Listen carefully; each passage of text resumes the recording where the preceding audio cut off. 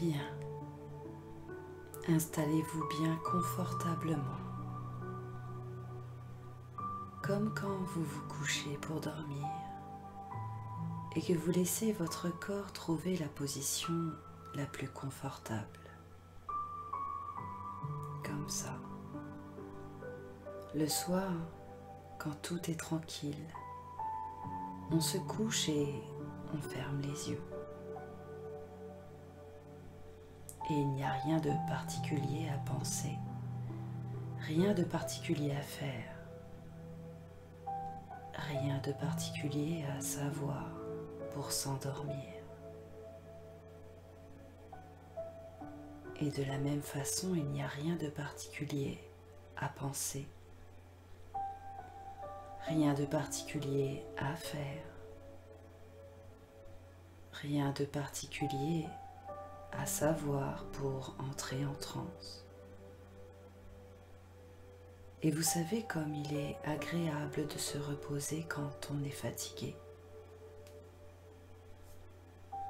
Et comme on trouve le sommeil sans avoir à le chercher. On entre dans la transe sans rien faire d'autre que de laisser faire. Vous inspirez l'oxygène et vous expirez le dioxyde de carbone. Vous inspirez l'air pur et vous expirez les toxines. Vous avez le pouvoir naturel de vous purifier vous-même. Votre corps respire fidèlement, sans que vous ayez à y penser. Vous inspirez le calme et vous soufflez vos tensions. Vous sentez les points de contact de vos pieds sur le repose-pied, de votre dos sur le dossier, de vos bras confortablement reposés, de votre tête qui repose et votre respiration se fait calme et tranquille comme lorsque vous dormez. Vous êtes couché confortablement et vous écoutez ma voix. Vous sentez votre corps en appui, sur cet appui reposant lui-même fermement, en appui sur la terre ferme. Et vous vous relaxez. Et j'espère que vous allez vous permettre de vous autoriser cette passionnante aventure de découvrir vos capacités inconscientes. Vous voulez faire une expérience différente et plus confortable de vous-même. Et vous avez le pouvoir de le faire. Poussé par votre curiosité naturelle, vous êtes probablement intéressé de développer votre contrôle inconscient, plus efficace que votre contrôle conscient habituel. Et c'est un apprentissage très simple pour expérimenter votre pouvoir personnel. Il suffit de laisser votre esprit retrouver un souvenir de vacances.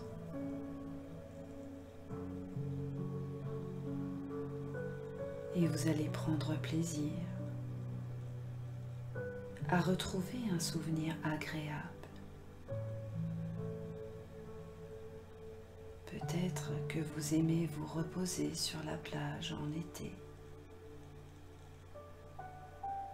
Vous pouvez choisir consciemment un souvenir parmi tous les souvenirs de plage que vous avez dans votre mémoire. Ou choisir de laisser votre inconscient choisir. c'est-à-dire laisser venir spontanément des images dans votre esprit comme dans un rêve. Et vous retrouvez cette agréable sensation d'être couché confortablement sur le sable chaud, le corps au soleil et la tête à l'ombre d'un parasol.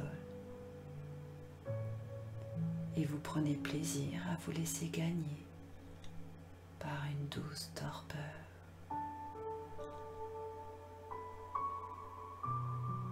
Et si ce que je dis ne correspond pas à l'expérience que vous êtes en train de vivre, ça n'a pas d'importance. Votre inconscient est tout à fait capable d'entendre mes mots et mes images comme il l'entend.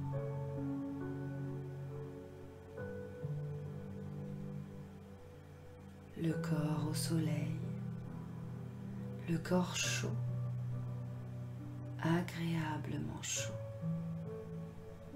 caressé par les rayons du soleil, et le front frais, agréablement frais, dans l'ombrage du parasol.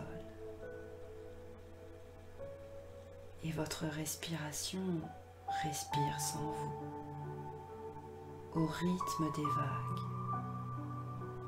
sans que vous ayez à vous en occuper. Et elle se fait d'ailleurs beaucoup mieux sans vous.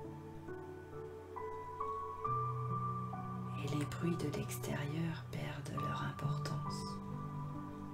Ils s'évanouissent à l'arrière-plan, tandis que vous écoutez votre corps avec de plus en plus d'intérêt. Et je sais que vous pouvez prêter attention à tout ce que vous voulez. Et je voudrais que vous vous mettiez à l'écoute des sensations de relaxation dans votre corps. Vos pieds retombent naturellement vers l'extérieur. Vos mollets petit à petit se relâchent. Vos cuisses se délient. Vos muscles fessiers se délassent. Et vous êtes ici tout en étant ailleurs. Vous vous relaxez sur ce relax relaxant, tout en vous reposant sur cette plage apaisante. Concentrez-vous sur l'agréable sensation de détente dans vos jambes. Prenez plaisir à sentir la chaleur du soleil sur vos jambes. Et certaines parties de votre corps sont déjà plus décontractées. Relâchées, ouvertes, ou roses, ou d'une autre couleur. Inspirez le calme. Soufflez vos tensions. La détente gagne votre bassin et votre corps retrouve toutes les sensations qui étaient les siennes sur cette plage. Les muscles de votre ventre se dénouent,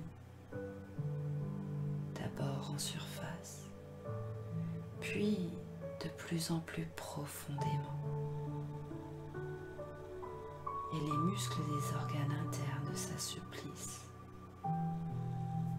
Et au fur et à mesure que le temps passe, votre corps éprouve un sentiment de mieux-être plus profond. Vous inspirez le calme et vous chassez vos tensions. Votre dos s'étire spontanément. Et c'est tout naturel pour votre corps de se détendre.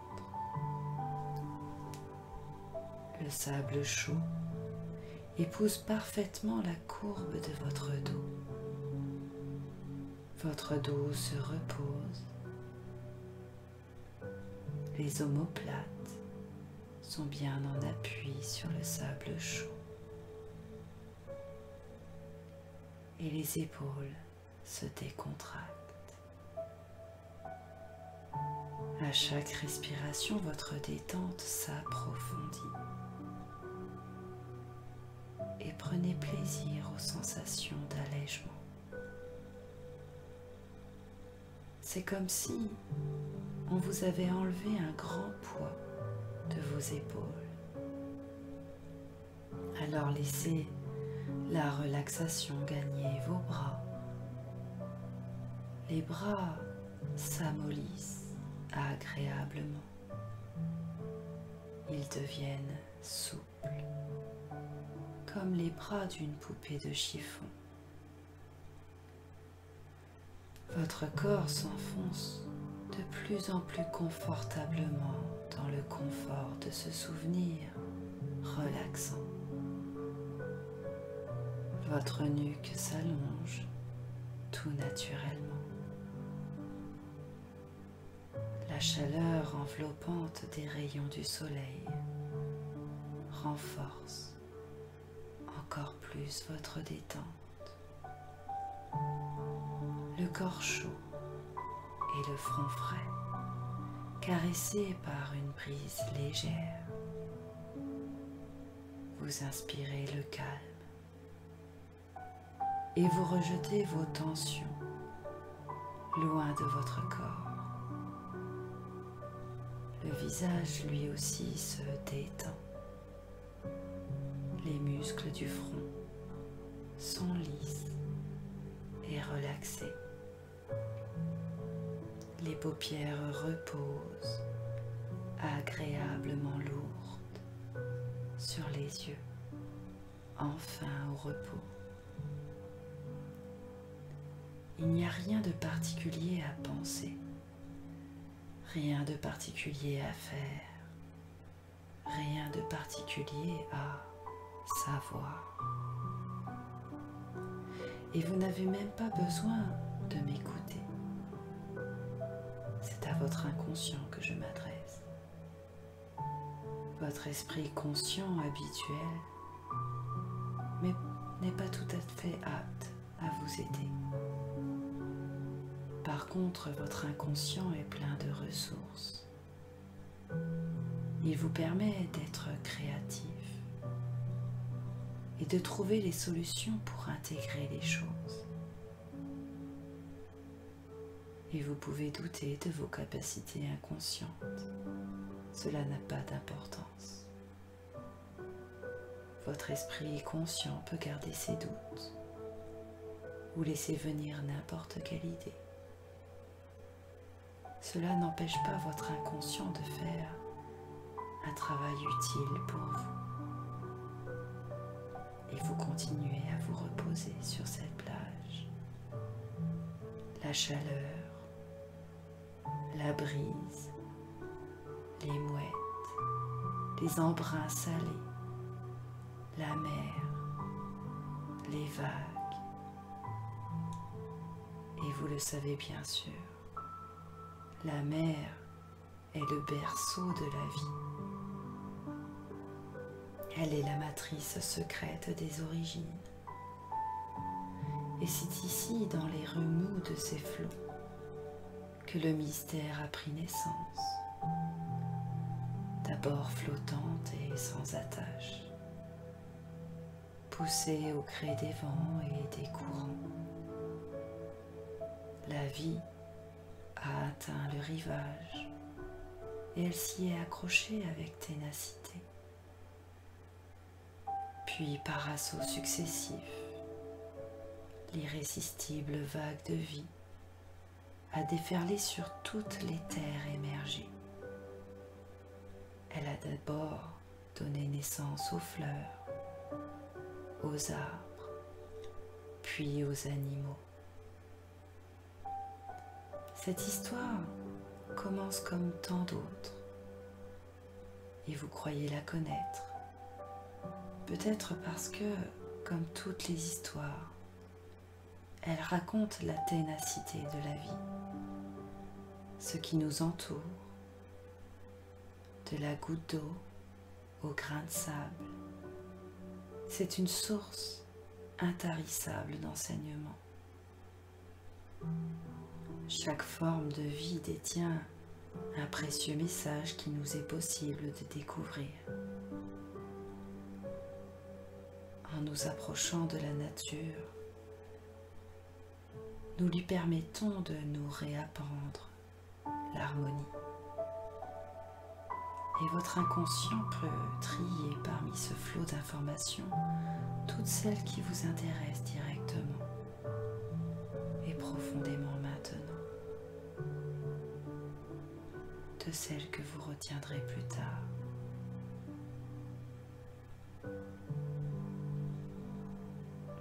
Cela faisait quelques semaines déjà que la terre s'était drapée de couleurs fraîches et brillantes.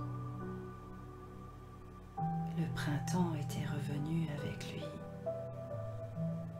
et avec toutes les promesses de vie. Sous la caresse du soleil, la nature s'est épanouie, joyeuse, opulente.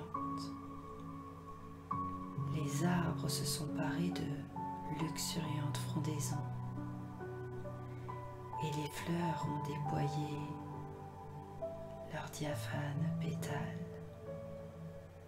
Les coquelicots, les violettes, les bleuets et les marguerites embaument l'air de parfums troublants et font jaillir de leur mystérieux calice une enivrante ambroisie, le nectar. Dans la pureté de l'azur, les abeilles virevoltent joyeusement autour de leur ruche. Elles bondissent dans l'air chatoyant comme des boutons d'or lancés vers le soleil et plongent insouciantes dans les corolles, butinant avec délice la rosée sucrée du nectar. Vous l'avez compris, ces premières semaines de printemps se sont écoulées chaudes et lumineuses, bruissant de chants et de battements d'ailes. Mais voilà, un jour, sans qu'on ait pu le prévoir, le temps changea. Et il changea sans qu'on ait pu changer quelque chose. Ce jour-là, toute la matinée avait été lourde, mais c'est seulement en début d'après-midi que la tempête éclata. Un crépuscule inattendu assombrit brusquement la campagne. Le ciel s'ouvrit en une plaie béante et la pluie se mit à tomber, drue et serrée. Je ne sais pas si vous pouvez vous imaginer les trompes d'eau hachurant l'air de leurs longues flèches blanches, transperçant cruellement la ruche. Le tonnerre grondait et faisait retentir tous les échos de la vallée. Un bruit de déluge, une grande voix sinistre et gémissante qui s'enflait toujours se faisait profonde, incessante. La foudre déchirait la nue et zébrait les cieux de ses éclairs éblouissants. Sans relâche, sa tragique lueur venait frapper la terre détrempée. C'était comme une fureur qui s'exaspérait. D'énormes masses d'eau s'enroulaient en volutes et se ruaient sur la ruche de toute leur force. Les vents violents la fouettaient comme des vents de lanière. C'étaient des secousses terribles et de grands bruits sourds. Chaque assaut faisait vibrer toutes les cellules, les cloisons, tremblait. Et puis ce fut la tragédie. Le déluge foudroya l'arbre, éventrant du même coup la ruche. Les abeilles, prises au piège, étaient terrorisées, pétrifiées, tapies dans l'ombre. Elles imploraient le ciel. Longtemps encore, éclairs et roulements se succédèrent. Après un temps qui sembla une éternité, la pluie cessa enfin, et la fureur s'apaisa complètement. À présent, sous le ciel redevenu serein, les survivantes se réunissent et se comptent. Elles sont encore une petite centaine, regroupées en grappes autour de la reine, accrochées à la branche de l'arbre où elles sont trouvées refuge. Et la plupart restent figées, transis d'effroi, totalement paralysées. D'autres veulent faire le vide, s'abstraire de cette insupportable réalité. Certaines tempêtent contre cette terrible épreuve. D'autres se lamentent, se demandant pourquoi et comment cela a pu se produire. D'autres encore s'agitent en tous sens. Au loin gronde le torrent grossi par l'ouragan, poussant des pierres et de la boue contre les rives. Il charrie sur des vagues géantes des troncs déracinés et d'autres débris.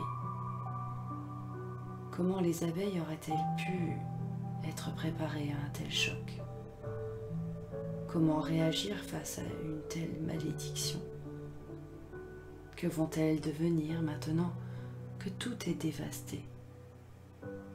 Elles avaient une ruche à l'abri entre les chaudes parois de l'écorce d'un géant. De nombreuses générations s'y étaient succédées et avaient veillé à leur bien-être. Jour après jour, année après année, le miel avait rempli les rayons de sa lumière liquide. En ce temps-là, les abeilles avaient la tranquille certitude de travailler pour elles-mêmes. Et soudainement, la vie a basculé. L'ouragan les a anéantis, détruisant leurs maisons et leurs labeurs, disloquant les rayons de miel et dispersant toute leur richesse de sa pluie furieuse. Elles ont vu leurs compagnes mourir en masse, noyées au fond de l'arbre creux. Cet arbre qu'elles croyaient si solide et que le vent a tranché comme un fétu de paille. Les abeilles ne savent que faire. Elles sont apeurées et saisies d'incompréhension. Ce dont elles ont besoin, c'est de sécurité et de chaleur.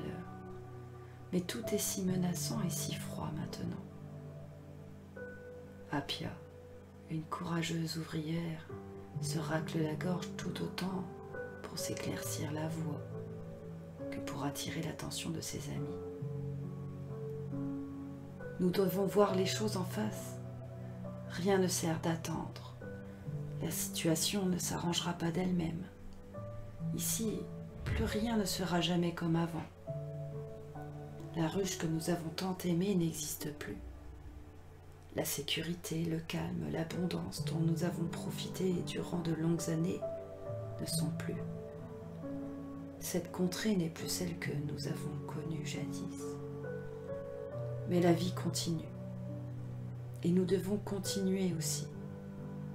Nous ne pouvons rester plus ici plus longtemps. L'heure est venue de partir pour une nouvelle vie. Et c'est maintenant au tour de Maya, une nourrice, de prendre la parole et d'encourager ses amis. En effet, en mémoire de ce que nous avons perdu, nous devons recommencer sur le champ. Mélissa, une butineuse, renchérit. Et pour commencer, nous avons besoin d'un nouveau nid plus sûr. Il faut le chercher, disent certaines, tandis que d'autres soupirent. Mais peut-être ne trouverons-nous jamais cet endroit sûr. Repartir de zéro, tout reconstruire, alors qu'on avait tout, c'est injuste. D'autres encore se lamentent. Je suis trop âgée, je n'ai plus la force de continuer. Tout recommencer, à quoi bon, puisque la vie ne sera plus jamais comme avant? C'est alors que la reine, majestueusement drapée dans ses ailes opalines, s'adresse aux survivantes. Nous devons prendre notre destin en main plutôt que de subir les choses. C'est vrai, rien, ni personne ne peut nous assurer que nous trouverons un jour un nid douillet. Mais en nous arrachant à ce que nous pleurons pour nous lancer dans une nouvelle direction, nous augmentons nos chances de trouver la paix. Et Apia d'ajouter: que feriez-vous si vous n'aviez pas peur? Nous devons penser à ce que nous pouvons gagner. Les dernières paroles de la reine sont solennelles et sans appel. La situation a changé, dit-elle. Nous n'avons pas d'autre choix que de changer nous aussi. Bien entendu, il ne s'agit pas uniquement de quitter notre nid détruit. En prenant notre envol, nous changeons de lieu, mais surtout, nous changeons nous-mêmes. Ce n'est pas le lieu qui compte, mais c'est le changement intérieur. Nous devons trouver la force de déployer nos ailes et de partir. Il n'y a pas de temps à perdre. Nous devons essaimer. Ainsi va la vie. C'est l'heure. Les abeilles se préparent à abandonner pour toujours le nid dévasté. Elles rassemblent ce qu'elles ont réussi à protéger de la tragédie. Des lambeaux de vie, des fragments de souvenirs, des morceaux de bonheur, des petits riens qui sont comme un pont entre le passé et l'avenir, entre ce déracinement qui s'opère et l'enracinement futur. Il y a le présent d'un douloureux départ, mais poussé par le désir de trouver un refuge et par la hâte de recouvrer la vie. Les seins appauvris s'envolent. Quelque part très loin de là, elles ont élu domicile dans un saule creux. Elles y ont trouvé la sécurité et la tranquillité. Et petit à petit, la ruche est redevenue une cité vivante et unie. Ici comme ailleurs, le printemps est revenu, et avec lui, toutes les clartés du renouveau. Apia, Maya, Mélissa et leurs amis vont de fleur en fleur. Elles plongent dans les calices les plus profonds à la recherche du nectar. Dans l'intimité de la ruche, la reine enfante les générations à venir. La vie continue prometteuse. Jamais, bien sûr, elles n'oublieront d'où elles viennent.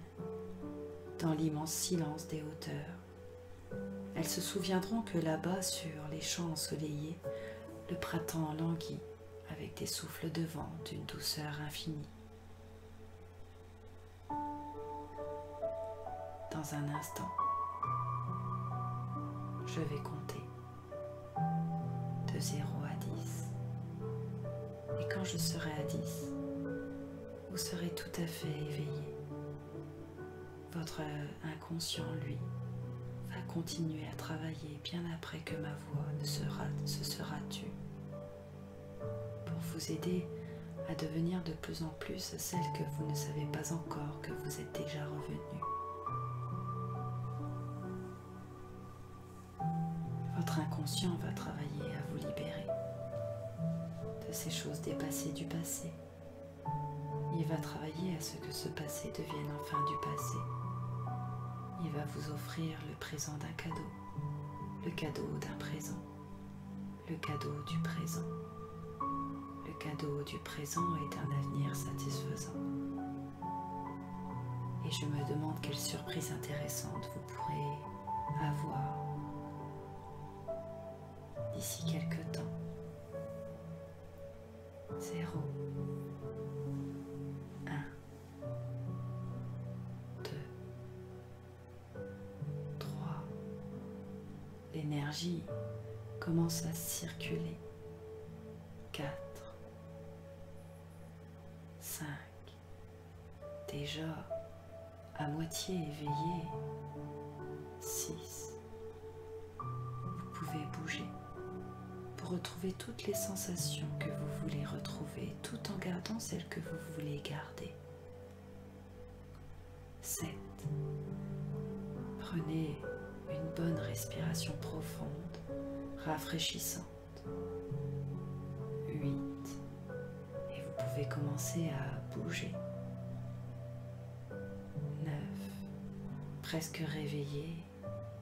Et 10, tout à fait réveillé, détendu et tranquille, à la fois tonique et relaxé.